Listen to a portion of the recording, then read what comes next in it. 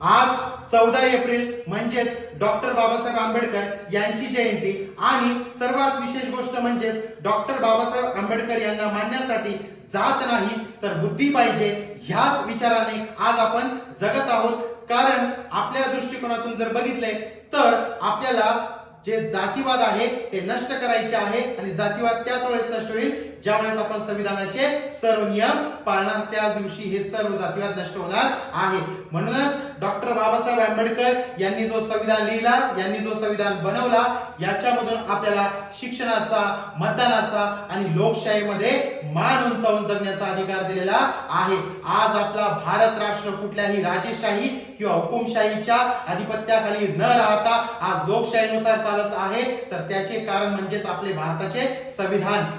भारताला 1947 साली स्वातंत्र्य मिळाले तरी सुद्धा भारताचे जे नागरिक होते ते स्वातंत्र्यामध्ये होते। तर ज्या वेळेस संविधानाची मांडणी करण्यात आली आणि संविधान अस्तित्वात आला तेव्हापासून खरे स्वातंत्र्य आपल्याला मिळाले आणि आज आपण गल्लीपासून तर दिल्लीपर्यंत आपले सर्व विचार मांडू शकतो। याचे एकमेव कारण म्हणजे भारताचे संविधान आणि भारताचे संविधान मांडण्याचं काम करणारे डॉक्टर बाबासाहेब आंबेडकर। म्हणूनच डॉक्टर बाबासाहेब आंबेडकर जयंती निमित्त पूर्ण भारतभरातील नागरिकांना खूप खूप शुभेच्छा।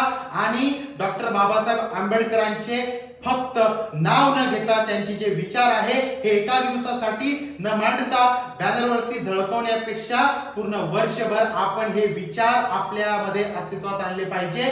डॉक्टर बाबासाहेब आंबेडकरांनी फक्त आपल्याला ते एका दिवसासाठी विचार ठेवायचे सांगितले नव्हते, तर ते विचार आपण जोपर्यंत ह्या ठिकाणी जगत आहोत म्हणजे जन्मापासून तर मृत्यूपर्यंत आपल्याला सर्व संविधानाच्या नियमांच्या अंतर्गत चालायचे आहे। म्हणून परत एकदा सांगतो की डॉक्टर बाबासाहेब आंबेडकर यांना मानण्यासाठी जात नव्हे तर बुद्धी पाहिजे।